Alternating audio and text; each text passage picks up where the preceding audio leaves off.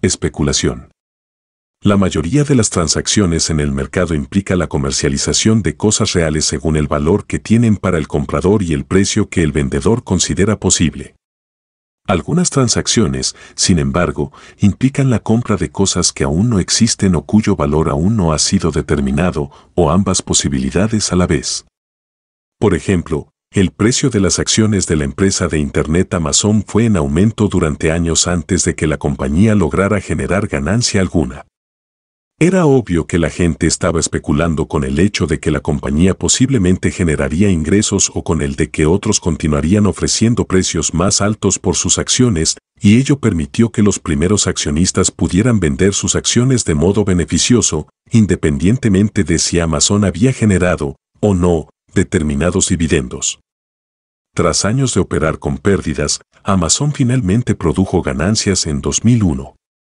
La exploración de petróleo es una especulación costosa, ya que se debe gastar millones de dólares antes de saber si, de hecho, se encontrará petróleo, o si el petróleo que se encuentre será suficiente para generar una rentabilidad lo suficientemente atractiva sobre lo invertido inicialmente. Muchas otras cosas son compradas con la esperanza de conseguir ganancias futuras que puede que se materialicen o no, guiones para películas que tal vez nunca se hagan, pinturas hechas por artistas que pueden o no hacerse famosos algún día, y divisas extranjeras que puede que aumenten su valor con el paso del tiempo, pero que también corren el riesgo de depreciarse. La especulación como una actividad económica puede ser realizada por personas normales, pero también hay especuladores profesionales para quienes esta es toda una profesión. Una de las funciones principales de los especuladores profesionales es eximir a otras personas de tener que especular como parte de sus actividades económicas regulares, como la agricultura, por ejemplo, donde tanto el clima como los precios durante la cosecha son impredecibles. Para decirlo de otra manera, el riesgo es algo inherente a todos los aspectos de la vida humana. La especulación es una actividad profesional por la que ciertas personas se especializan en cargar con estos riesgos por un precio.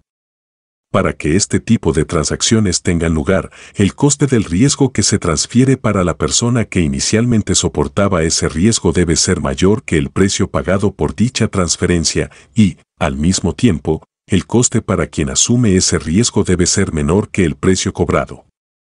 En otras palabras, el riesgo debe ser reducido con este proceso, para que la transferencia tenga sentido para ambas partes.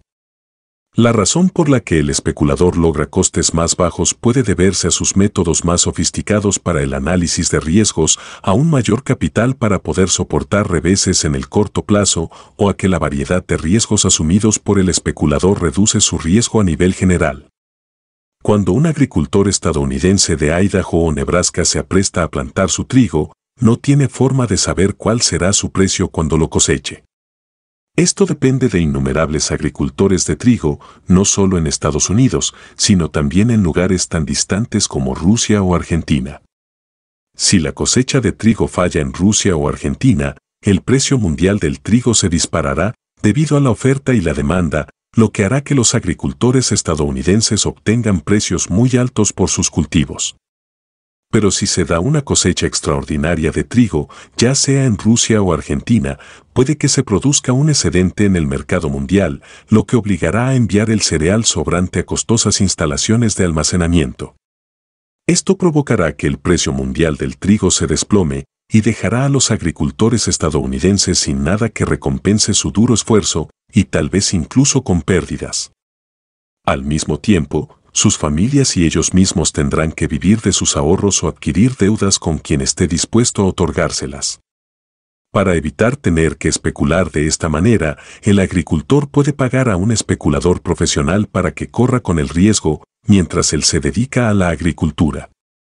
El especulador firma contratos para comprar o vender a precios fijados en el presente bienes que serán entregados en una fecha futura. Esto transfiere el riesgo de la actividad de la persona que la realiza, como el agricultor de trigo, en este caso, a alguien que está, de hecho, apostando a adivinar los precios futuros mejor que la otra persona y que tiene los recursos financieros para cubrir las inevitables apuestas fallidas, mientras obtiene las ganancias de las apuestas que resulten acertadas. La especulación muchas veces se malinterpreta como si fuese lo mismo que apostar en un juego de azar, cuando en realidad es lo opuesto al juego. Lo que implica la apuesta, ya sea en un juego de azar o en un juego como la ruleta rusa, es la creación de un riesgo que de otro modo no existiría para poder obtener una ganancia o exhibir la habilidad o valentía que uno puede tener. La especulación económica implica aceptar ese riesgo de manera inherente, de modo que éste sea minimizado y puesto en manos de quien está mejor equipado para cargar con él. Cuando un especulador de productos básicos ofrece comprar trigo que aún no ha sido plantado, esto hace que plantar el trigo sea más fácil para el agricultor, pues no tendrá que preocuparse por del precio que éste alcance en el mercado más adelante, en el momento de la cosecha. Un contrato de futuros garantiza al vendedor un precio específico por adelantado, independientemente de cuál sea el precio de mercado en el momento de la entrega. Esto separa la agricultura de la especulación económica, permitiendo que cada actividad sea realizada por personas diferentes, especializadas en actividades económicas distintas. El especulador utiliza su conocimiento del mercado y del análisis económico y estadístico para tratar de llegar a una mejor estimación que la que lograría el agricultor, y de esta manera ofrecer un precio que el agricultor valorará como una alternativa atractiva frente al riesgo de tener que esperar a vender su trigo sin saber cuál será el precio que imperará en el momento de la cosecha. Aunque los especuladores pocas veces obtienen ganancias de todas las transacciones, a largo plazo deben poder generarlas para mantener el negocio a flote. Sus ganancias dependen de su capacidad para pagar al agricultor un precio más bajo, como promedio, al que finalmente se establecerá en el momento de la cosecha. El agricultor, por supuesto, es consciente de ello. En la práctica, el agricultor está pagando al especulador para que éste corra con el riesgo, de la misma manera que las personas pagan a una empresa de seguros.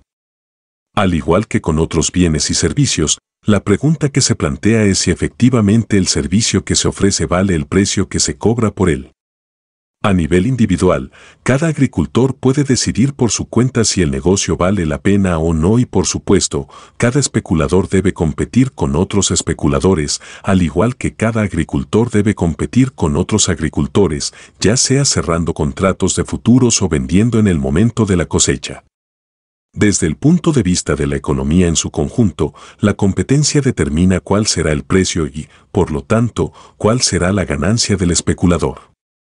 Si esa ganancia es la suficiente como para persuadir a los inversionistas de que arriesguen su dinero en este volátil campo, más inversiones se dirigirán hacia este segmento del mercado, hasta que la competencia provoque que las ganancias caigan por debajo de lo que simplemente compense los gastos, esfuerzos y riesgos. La competencia es visiblemente frenética entre los especuladores que realizan sus ofertas a gritos en los mercados de materias primas. Los precios fluctúan de un momento al otro, y un retraso de 5 minutos para realizar un trato puede establecer la diferencia entre pérdidas y ganancias. Incluso una firma no muy grande que se dedica a la especulación de materias primas puede ganar o perder cientos de miles de dólares en un solo día, y enormes corporaciones pueden perder o ganar millones en unas pocas horas. Los mercados de materias primas no son feudo únicamente de las grandes empresas o de los agricultores de países tecnológicamente avanzados. Un comunicado desde la India de The New York Times informó: al menos una vez al día, Ravish Chaudhry enciende el ordenador en su habitación en esta aldea de 2.500 personas y entra en el sitio web del Chicago Board of Trade. Tiene la mugre propia del campesino incrustada en sus uñas mientras teclea lentamente. Pero sabe lo que quiere: los precios de futuros de la soja. Este no es un caso aislado. En 2003 había 3.000 organizaciones en la India que conectaban alrededor de 1 a 8 millones de agricultores con el mercado mundial de materias primas. El agricultor anteriormente mencionado funcionaba como un agente para sus colegas agricultores en aldeas cercanas. Como una muestra de lo rápido que se está difundiendo la información sobre materias primas en Internet, el año anterior el señor Chaudhry había ganado $300 gracias a esta actividad, pero este año ganó esa misma cantidad en un mes. Es una cantidad significativa para un país pobre como la India. Las materias primas agrícolas no son las únicas sobre las que los comerciantes de materias primas especulan. Uno de los ejemplos más drásticos de lo que puede pasar con la especulación de materias primas se vio en el proceso de alza y caída de los precios de la plata en 1980. La plata se estaba vendiendo a casi $200 el kilo a comienzos de 1979, pero se disparó hasta los $1,600 el kilo a principios de 1980. Sin embargo, este alto precio comenzó a caer hasta alcanzar los $700 el 26 de marzo. Luego, en tan solo un día, el precio se desplomó a la mitad, $350. Los multimillonarios hermanos Hunt, que especulaban con cuantiosas sumas de plata, perdieron más de $1,000 millones en el transcurso de unas pocas semanas. La especulación es una de las actividades financieras más arriesgadas para el especulador individual, pero reduce los riesgos para la economía en su conjunto. Personas que normalmente no son consideradas especuladores también pueden tomar parte en esta actividad. En la década de 1870, una compañía de procesamiento de alimentos liderada por Henry Heinz firmó contratos para comprar pepinos de agricultores a precios preestablecidos, independientemente de cuál fuera el precio de los pepinos en el momento de la cosecha. En ese entonces, al igual que hoy en día, los agricultores que no habían firmado contratos de futuros con nadie estaban valorando cuáles serían los precios en el momento de la cosecha, independientemente de si ellos se consideraban especuladores. Por casualidad, el negocio resultó ser desastroso para Heinz, ya que hubo una cosecha extraordinaria de pepinos, mucho mayor de la que él esperaba o podía comprar, y eso lo llevó a la quiebra. Tardó años en recuperarse financieramente y volver a empezar, hasta que eventualmente fundó la empresa H.J. Heinz, que continúa existiendo hasta el día de hoy. Debido a que el riesgo es la única razón por la que existe la especulación, equivocarse es una experiencia común, aunque hacerlo muchas veces significa enfrentarse a la quiebra. Las predicciones, incluso las hechas por personas muy bien informadas, pueden acabar estando muy equivocadas. La distinguida revista británica The Economist predijo en marzo de 1999 que el precio del barril de petróleo iba a caer, cuando de hecho estaba en alza, y para diciembre el petróleo se vendía por un precio 5 veces mayor del que había sugerido The Economist. Los contratos de futuros para la entrega de oro, petróleo, soja, divisas y muchas otras cosas se cierran a un precio fijado por adelantado para su entrega en una fecha futura. La especulación con las materias primas es solo un tipo de especulación. Las personas también especulan con los bienes raíz, las acciones societarias u otras cosas. El coste total del riesgo no abarca únicamente la cantidad de dinero involucrada, sino también la preocupación de los individuos mientras esperan los resultados. Un agricultor puede esperar recibir $100 por una tonelada de su cultivo, pero también sabe que puede terminar recibiendo $50 por tonelada o 150. Si un especulador le ofrece garantizarle comprar su cultivo por $90 por tonelada, ese precio puede que sea atractivo si consigue ahorrarle meses de noches en vela, preguntándose cómo mantendrá a su familia si los precios en el momento de la cosecha no le permiten cubrir sus costes de producción. No solo es posible que el especulador esté mejor equipado financieramente para enfrentarse a la posibilidad de una equivocación, sino que también puede que haya mejores recursos psicológicos, ya que el tipo de personas que se dedican al negocio de la especulación con materias primas no son de las que se preocupan fácilmente. Un especulador que yo conocí tuvo un año en que su negocio estuvo sufriendo pérdidas hasta el mes de diciembre, pero las cosas cambiaron tan radicalmente ese mes que terminó cerrando el año con ganancias, para sorpresa suya y de todos los demás. Esta ocupación no es para los débiles de espíritu. La especulación económica es otra forma de asignar recursos escasos, en este caso, conocimiento. Ni el especulador ni el agricultor saben cuáles serán los precios cuando los cultivos sean cosechados. Pero el especulador conoce mejor que el agricultor la lógica del mercado y sabe interpretar los análisis económicos y estadísticos, del mismo modo que el agricultor posee más conocimiento sobre cultivos que el especulador.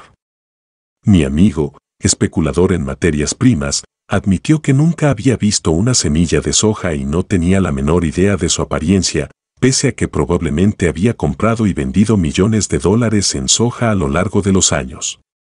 Él simplemente transfería la propiedad de sus semillas de soja sobre papel a compradores de semillas de soja en el momento de la cosecha, sin haber tomado posesión física de ellas en ningún momento. En realidad, él no estaba metido en el negocio de la soja, sino en el de la administración de riesgo.